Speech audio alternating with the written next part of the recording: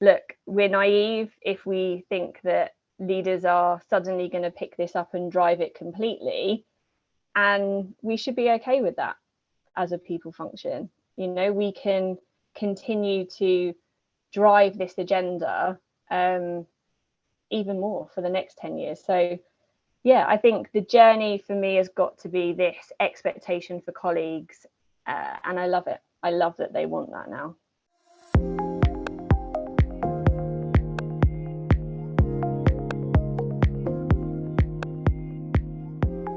Hello and welcome to Diverse and Inclusive Leaders. This is the show where I speak with the most inspirational and thought-provoking leaders of today and unearth their unique stories of diversity and inclusion to help inspire, educate and motivate others to make the world a better place. Today I am so excited to be joined by the fantastic Roisin Mackenzie. Fantastic last name, obviously, not being too biased there. But Roisin is the Chief People Officer at Saga PLC. She has over 15 years working in people roles, in cross-cultural, multidisciplinary positions, and she's got a real passion for data, insight, culture, and diversity, inclusion, belonging, equity, and culture. She is the brand new mum of an 11-week-old baby, which is tremendous. So huge congratulations, Roisin and Aoife. Welcome to the show. Oh, thank you for having me, Leila. I'm so thrilled to have you. And you can probably tell by my intro, I'm super excited. Obviously, we were speaking for 15 minutes before we even started doing this podcast. But I'd love you to share with our listeners a little bit about you. How did you come to be where you are today? I know you're super modest, I'm going to say it, but Roisin, you're literally 35, seemingly doing everything at the C-suite, reporting into the CEO, absolutely killing it as Chief People Officer. So tell us, how did this happen? How did this happen? Well, I'd like to say there was a grand plan, but really I kind of fell into HR, which is obviously now we talk about as people, and absolutely loved it. I loved understanding kind of the people role within business, how, kind of the evolution of the personnel function, which still makes me laugh now, and how it's developed into sort of this critical element of business. And so worked across many disciplines within HR, which just built up my knowledge, and I'd always encourage anybody to kind of get out your comfort zone and really span across the different disciplines of HR, because it just builds your knowledge.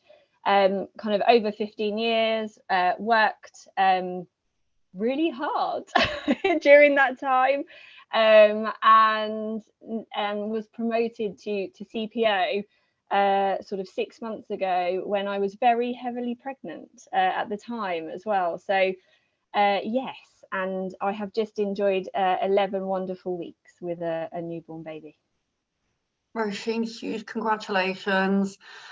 I have to say, this is just such a brilliant example of diversity at its best in the workplace. And I know how passionate you are about your job and the people and the work that you do, but to see a promotion to Chief People Officer by your CEO, who knows, a brilliant individual, whilst pregnant, I just think that is absolutely brilliant. And it just proves the case in point that people who are really passionate about their roles and who really care about what they do and have this level of engagement, are there 110%, even more so, because the company has supported them through a big life transition, which is superb. So let's dive into some of the conversation for today, and I think our issue is going to be how we cover as much as possible in this short period of time, because I know you are also a data fan, have my iHeart spreadsheets mug specifically for you, Roisin, but data, insight, ESG. How have you seen the last the last decade start to play itself out in this role of the people function, ESG, and diversity, inclusion, and belonging? Because they seem to be merging a huge amount more now. Yeah, it's amazing, really. I think what has really changed for me is it's become less about a tick box exercise, but because of colleagues. Like the colleague movement over the last 10 years, driven a lot by society and what we've seen, and these topics being, you know, more widespread, whether that's through social media or news outlets. Like the expectation for colleagues to work within a business with purpose, who is doing something, you know, around the D&I space, it has been the biggest change for me. And how vocal they are, which for me is awesome. And I think that is the biggest thing you can do as a CPO, is how do you listen more to colleagues, and how do you really build that colleague network so that they can feel part of this journey, as much as it's, you know, always still a lot of work from the people teams. So there's no denying that there's still a push. I think, look, we're naive if we think that leaders are suddenly going to pick this up and drive it completely. And we should be okay with that as a people function. You know, we can continue to drive this agenda even more for the next 10 years. So yeah, I think the journey for me has got to be this expectation for colleagues, and I love it. I love that they want that now. It's a really interesting point that you pick up on there, and employee-led action, which I know you're a huge advocate of, has really been making its way up in the key areas of strategy across the board with lots of the businesses that we work with, you know, often through even kind of employee resource groups or these advocacy groups. I know they have many different names: business resource groups, employee resource groups, affiliate networks, etc. But talk to us a little bit about some of the initiatives that you have involving diversity, inclusion, and the people function at Saga. Yeah, sure. I think, look, we do a couple of things. So I talk about kind of the foundational stuff. Number one for me is data, which I know that you also have this at your heart too. I think you have to know where you're starting from.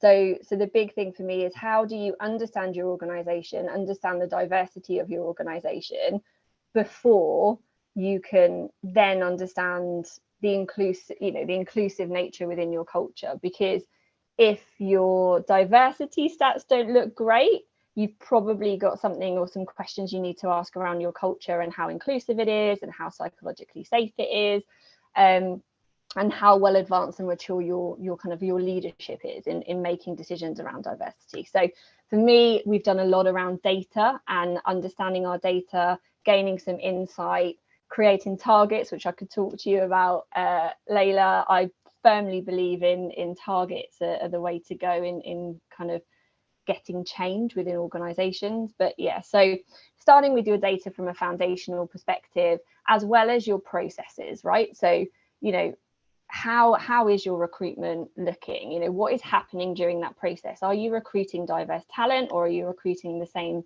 talent that you have for the last 10 years? So getting your foundational stuff right is a lot of what we've been working on. And then as well as awareness. So, you know, the biggest thing that we've done in sort of the last 2.5, 3 years is just the campaigns and the awareness of days and the education and the storytelling, and, you know, really getting to understand lived experiences from colleagues. So, you know, there is no silver bullet. I say this all the time around D&I. It is a plethora of activity that you need to continually do. But for us, it's really been about sorting the foundation out, doing the awareness, and then kind of the cherry on top, I guess, for us as an organization at Saga is that real link to ESG. So, you know, how are we really championing age in the workplace? how are we supporting our brand, which is obviously for the over 50s, and how are we linking that into to ESG, so that our shareholders understand what we're doing in this space as well. I'd love to dive deep into some of the ESG pieces you mentioned there, in particular the fact that there is a growing education and knowledge within this broad stakeholder group, with investors being a critical part of that. But I will just first say, you know, some of the things that you've done around the increased listening strategy. I know you've mentioned there quite a few times how important listening is for people leaders and for D&I leaders, but you'd increased your engagement, I believe, from 20% in 2 years to 80%, and then 94% colleague participant rate, which I must say, for those who are data geeks like we are, knowing of employee surveys, 94% is pretty top of the charts. It really is. But anyhow, let's dive back onto the ESG point, because we've seen a trend for ESG folding itself into the people function, and vice versa, ESG becoming a broader part of the Chief Diversity Officer role and that diversity remit. You mentioned shareholders now are more interested in ESG and S, the social factors. Talk to us a little bit about that, and how and why this is so important at Saga. Yeah, absolutely. So, you know, kind of the S for us is strengthening our exceptional culture, and, you know, D&I is part of that, and, you know, really how we are, you know, supporting older colleagues in the workplace as well. So a critical area for us as well in that space is obviously, you know, championing age. And I think, look, I think what is great about really linking, you know, our ability to link our D&I strategy to ESG and our purpose is that it starts to make sense to colleagues. So, you know, we are in a unique position where we are able to lead our D&I conversation, because we are talking about, you know, Saga serving, you know, older customers in society. And we are talking about, you know, generation experience, which is how do we change this mindset of our customers as, you know, them being, you know, old or frail or vulnerable to, yes, there is a proportion of our customers and demographic that are like that, but actually our customers are thriving. You know, they are hedonistic, it's exciting, you know, they are working, which is, you know, the other part of kind of our world, which is how do we educate other workplaces that, you know, once you're 50 and over, you can still be working and thriving. So the link for us around age and linking it into our purpose and our ESG strategy, I think helps to make sense for our shareholders and our customers, that we are doing something for, you know, the UK and society and beyond to really make, you know, whether it's the UK the best place to kind of grow old, or you know, really enhancing this view that you can get older and, you know, do all the things that you still wanted to do. Then just it kind of links together and makes it easier for us to talk about D&I in its broadest sense and the other facets. So when we're talking to our colleagues and our leaders, we're kind of saying, right, so here's what we're doing in society, and this is the good that we're doing around age, but actually we're not forgetting these other facets, and we're going to do all of this other work. And then when we're doing it well, we're linking the two. So we're looking at the, you know, intersectionality of age and, you know, whether that's LGBTQIA+ or age and women, or how does that interact and that intersectionality work. So for us, it's that clear link to D&I has a place. It's within our ESG strategy. We can talk to our shareholders about what we're doing, and we can talk to our colleagues.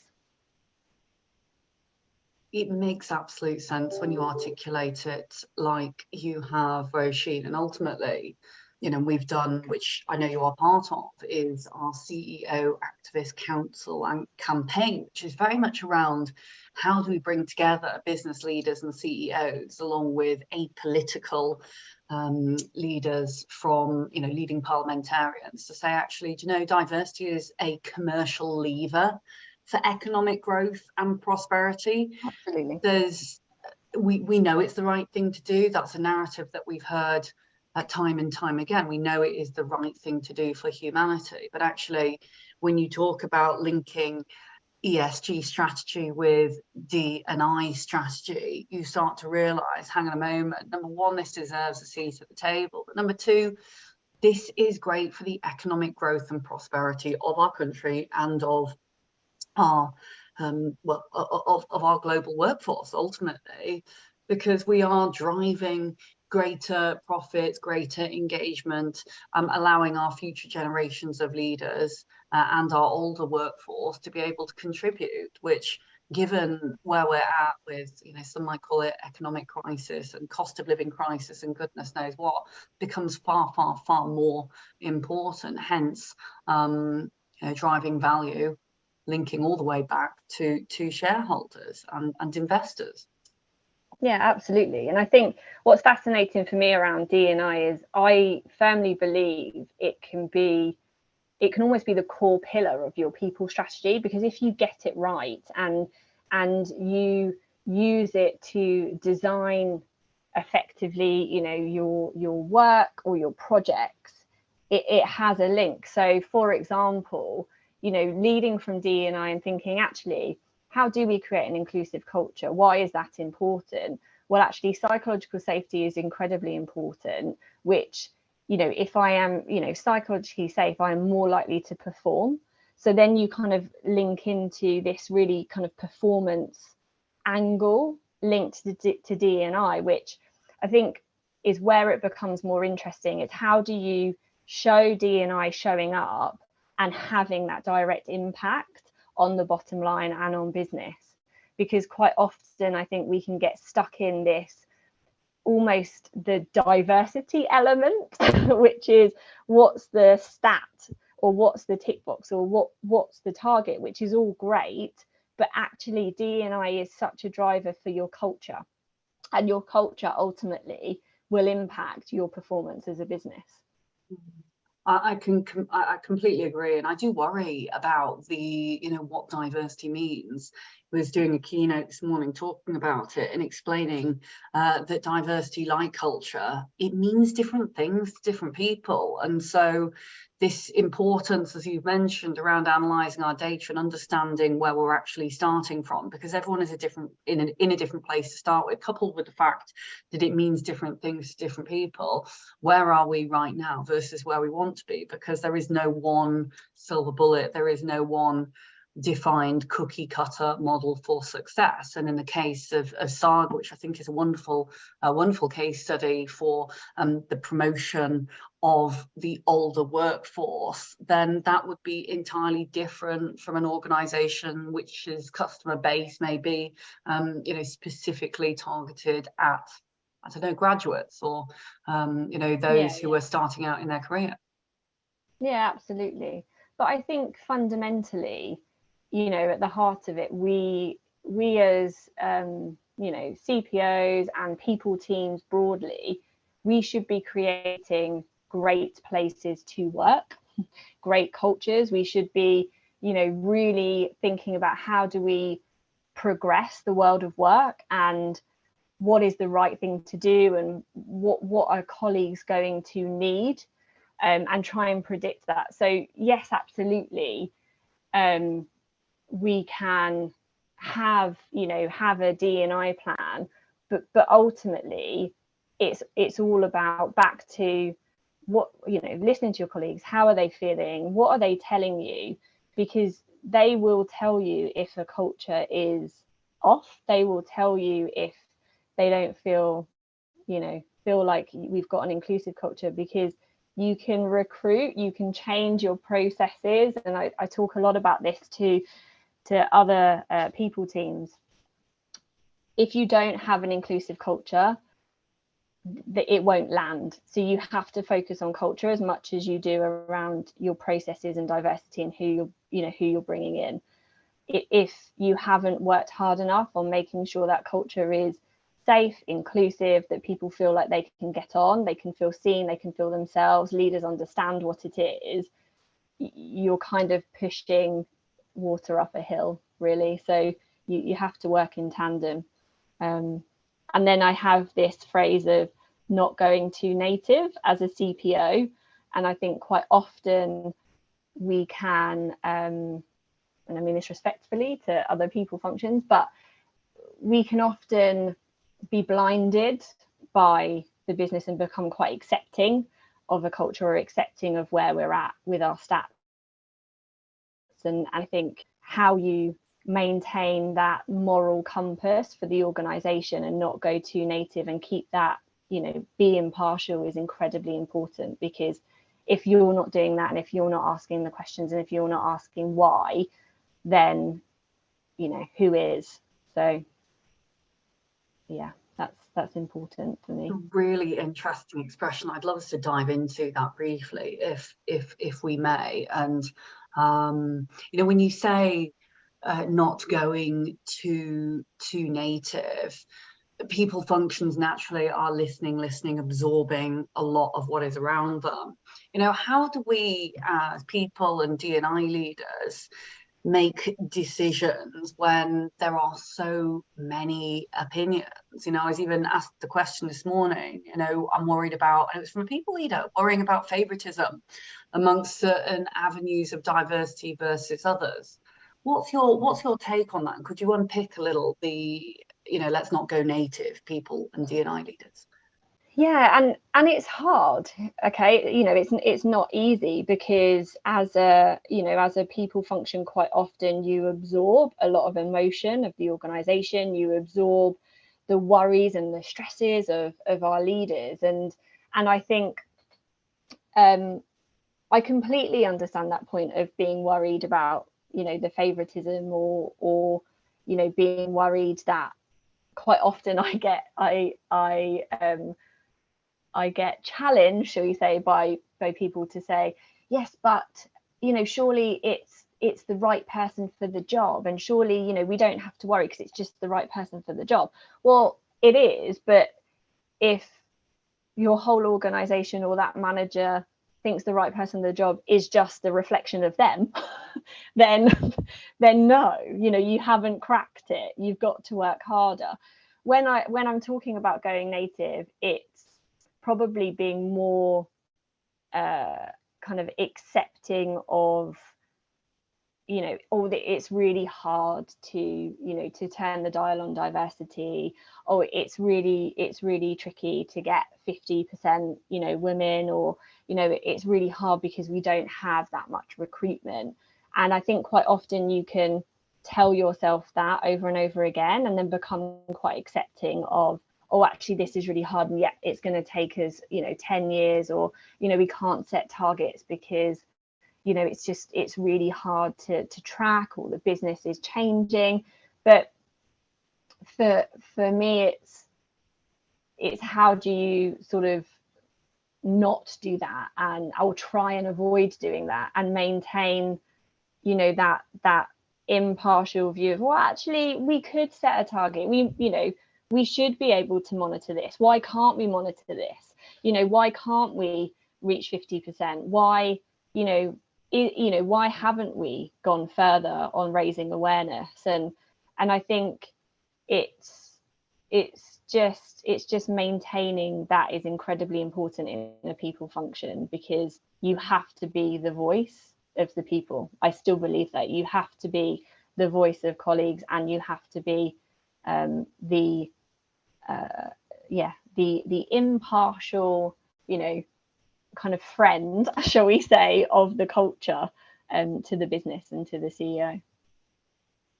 Really good advice, and what I've taken from that is that we need to be strong and as confident as we can be in the face of adversity. And one thing that I see when I'm interviewing and speaking with, often people leaders, is the ones that are really quite entrepreneurial and challenging that big why, as you mentioned, are the ones that really do the very best. And it's it goes in the face of this kind of this culture of fear that a number of people have said to me they're worried about doing or saying this and that and the other. Actually having a little bit of healthy conflict or having healthy challenges, okay, and we're not always going to get it right, but at the end of the day, if we are going to try and make anyone who tried to make a difference and move it down in the right direction was going to be up against lots and lots of people who may be saying no, or it's too hard, or we've not done it that way, etc., etc. And it takes a significant amount of resilience to get through that. I absolutely relate. Being in an entrepreneurial role myself, you can get a little bit numb after a while, almost, to all of these kind of no's, and just being able to plow through is key. Resilience, I know we hear it a lot as a buzzword, but it really is one of the critical pieces for successful and innovative leaders in the modern day world. Absolutely. And I think as well, having that courage, but also we've talked about it before, you and I, but building your network as well is really important. So when you are, when you have the day and you've had no, or you've created this great idea, this project, this proposal, whatever, you've taken it to your CEO, your board, whatever, and it's fallen flat, and you just think, we've all had those days, and it's inevitable. You've done it, you're passionate about it, you can be objective, but it's emotive because you've taken time and you've invested. So when you've had those days, I think the best advice I've ever had, and you talked about it too, is building that external network, so that then you talk to someone else outside of the organization and they either pep you up and they're like, no, absolutely, that's, this is a great idea, keep going, and you get energy from that. Or at times I've had the opposite, where someone said to me, well, yeah, because you've missed X, Y, and Z, or did you think about this? And actually that feedback, whether good or bad, is so rich and can only help. So I think help you pep you up or help you prep is what I tend to say.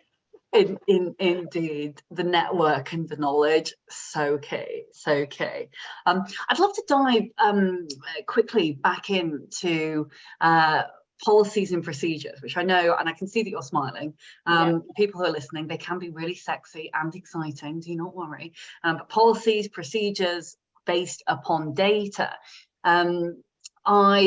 We've talked quite a lot about championing age as one of the dimensions of diversity, and I'd love us to share a little about the grandparent leave policy that you have, because I think that is just such a brilliant idea, and that's something which we wouldn't have heard before, as we were saying. In our conversation, it's sometimes going in the face of adversity at times, or looking at a new intervention which hasn't been done before and trying it out. So talk to us a little bit about the grandparents' leave and some of the other pieces that have worked well, or maybe not so well.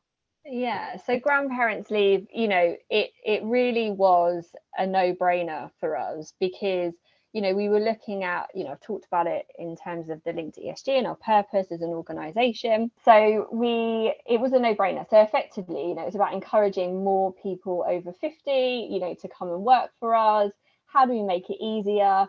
And, thinking about life and, what happens in people's lives. Well, actually, having a grandchild is a pretty awesome time for some people. And not only is it an awesome time, and grandparents want to spend time with their grandchildren, it kind of got us thinking, well, actually, this would be really helpful for working families.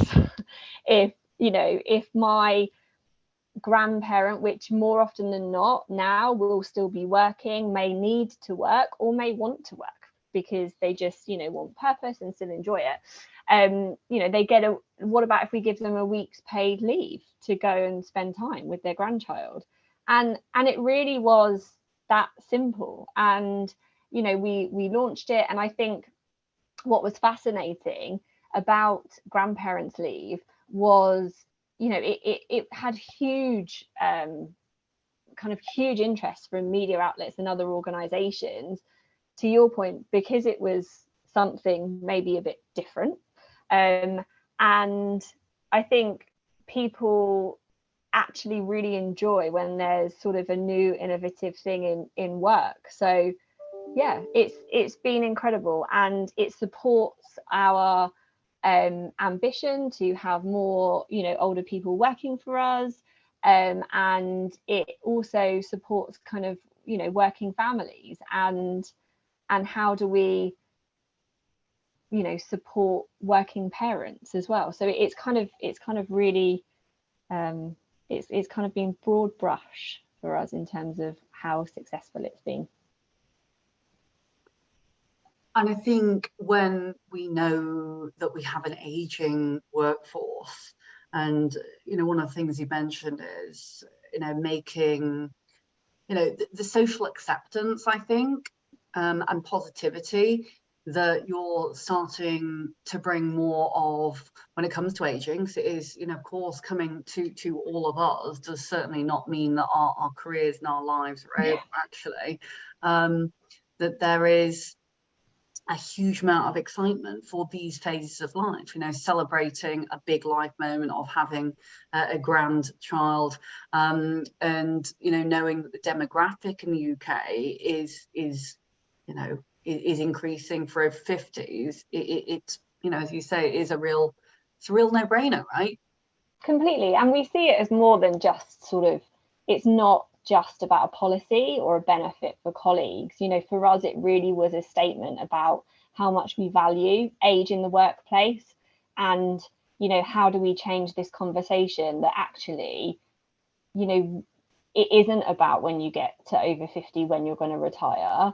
It's about, you know, having the same conversation that you would with a younger colleague. You know, what do you want out of work? You know, where do you want to go?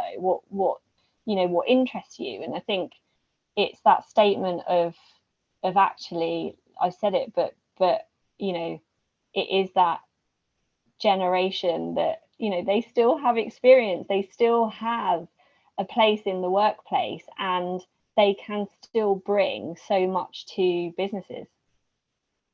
Roisin, thank you so much. You have been fantastic, absolutely fantastic. I just can't believe that you've had a newborn baby only 11 weeks ago.